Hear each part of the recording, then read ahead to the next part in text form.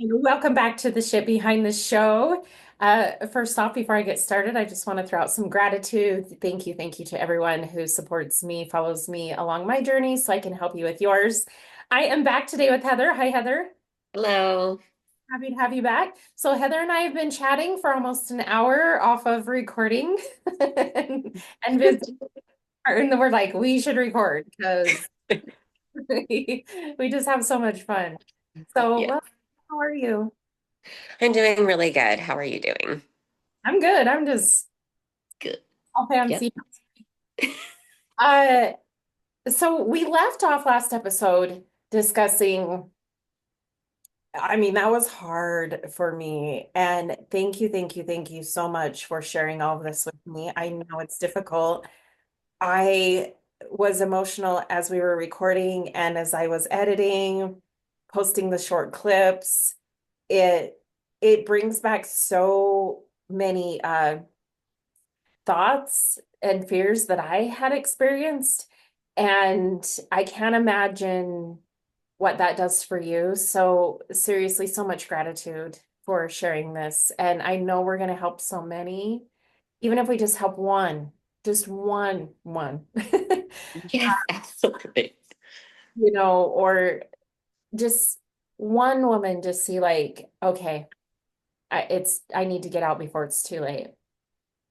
That's our purpose here. Yeah. That's one thing. Whenever I first posted the video onto TikTok, there was a woman that was in the comments really early on, and she said something along the lines of, I left, I thought about going back, I seen your video, and now I'm not. You could have just saved me and my children. And I remember crying when I read that comment because I was like, yeah, that's it. That is exactly it. That's the whole reason for it. And like, it's hard to talk about. It's very vulnerable.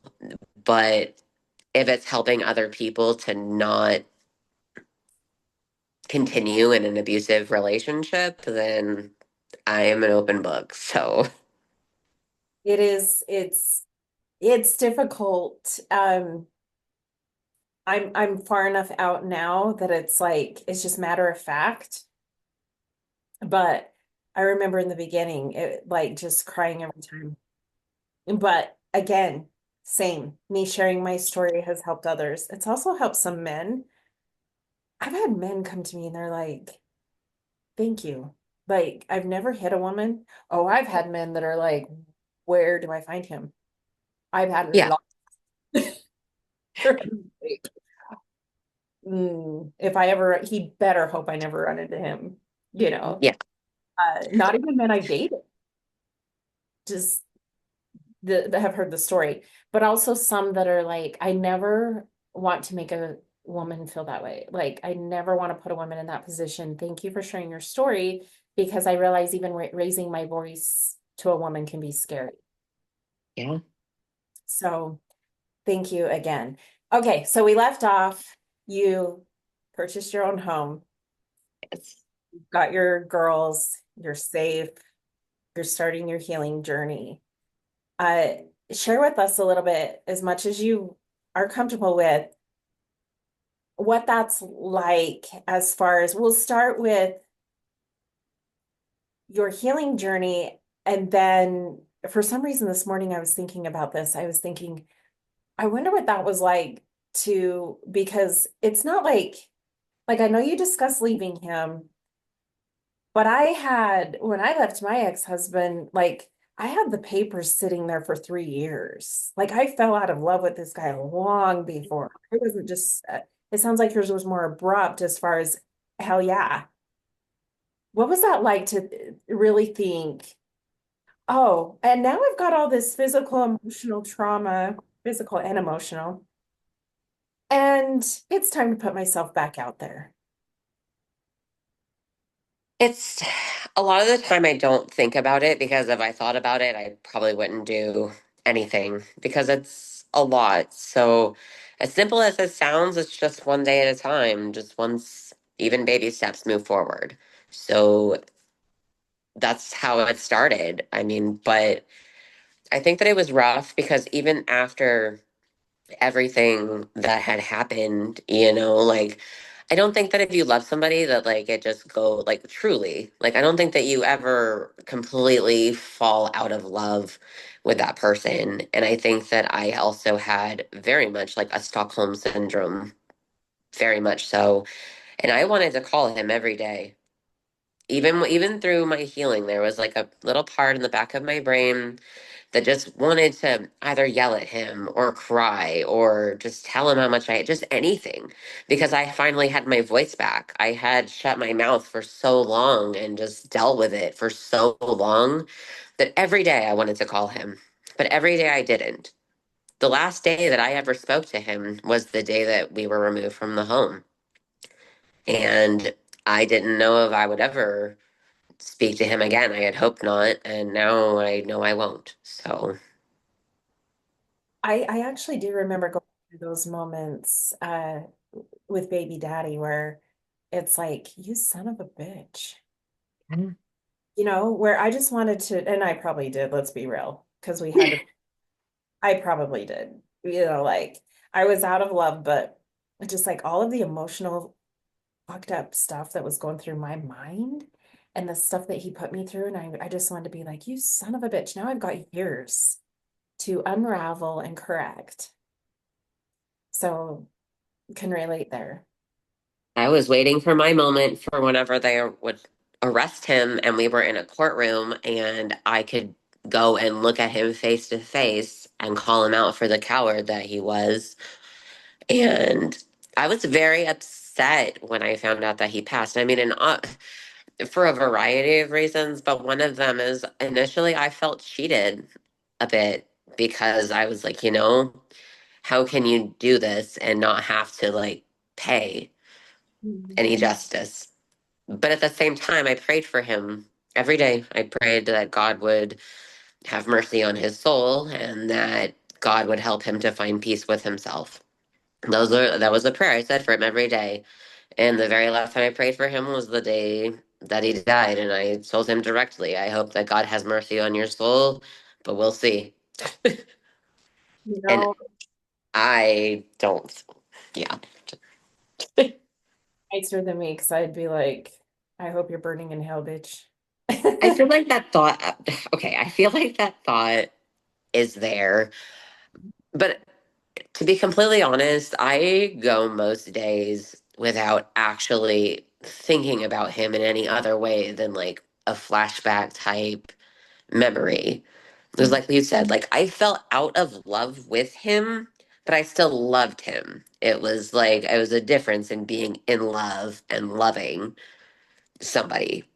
Yeah. And so I was not in love with him for, I would say, pretty early on into whenever he started to hurt me. But I kept trying to find that again, and it just got lost and out of control. Yeah.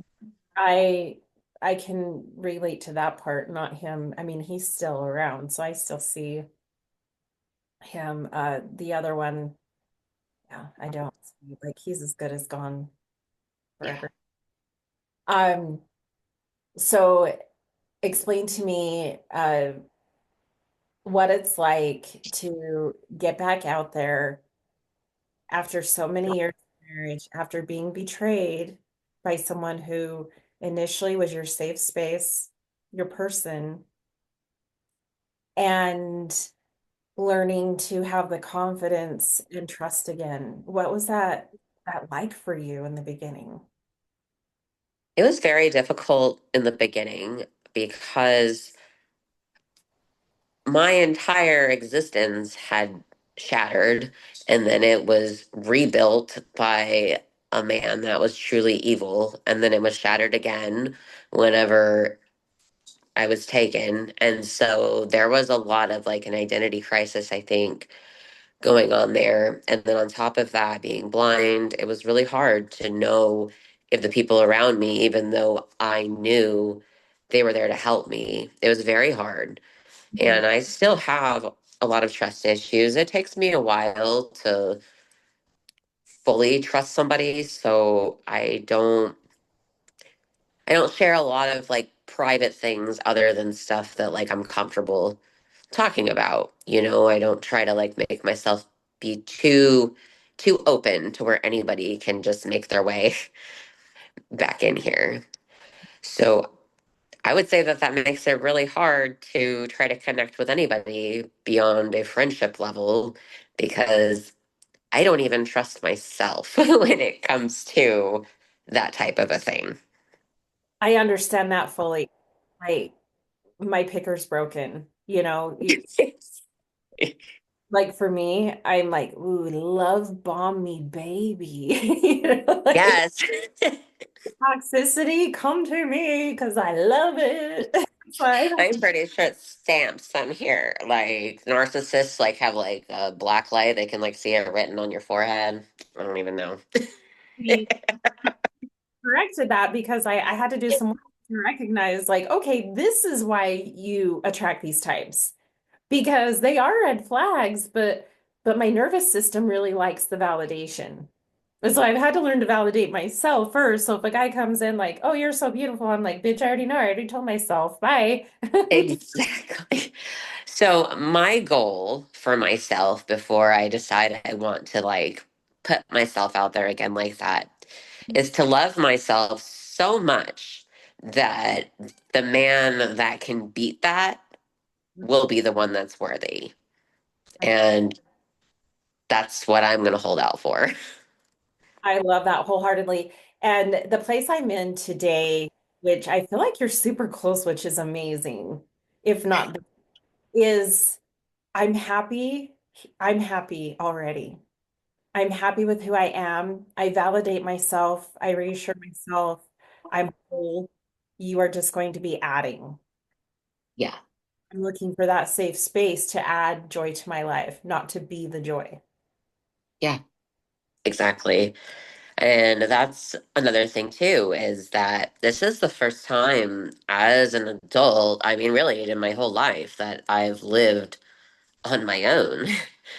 So, because I lived with someone right out of high school, and then I moved back in with my parents, and then I moved in with my ex, and now we're here. So, that part is a bit interesting, but it makes me happy because for so long I was led to believe you can't do this on your own and you're going to find someone to take care of you and you're just going to just do all of these ugly things that whatever. And it's nice that he was completely full of shit and I am doing this on my own and I'm doing it well as far as I'm concerned. So, Are doing it well. You know what's really funny? I know I brought this up before, but it's almost like they read a book because they're yeah, all the same. Like I'm smiling and I'm nodding because yes, it's the exact same storyline that like I've told about these two in my past that were emotionally and physically abusive. And they literally like, you're no one without me. I had an eating disorder. I was working out 2 hours a day. You're still ugly. You're still fat. I'm not attracted to you, whatever. And it's seriously like you can't live without me. And what I've learned, and you probably have as well, is it's just projection. They don't feel good enough for you. They know that you could do better if you left them, especially after the abusive things that they've done and said.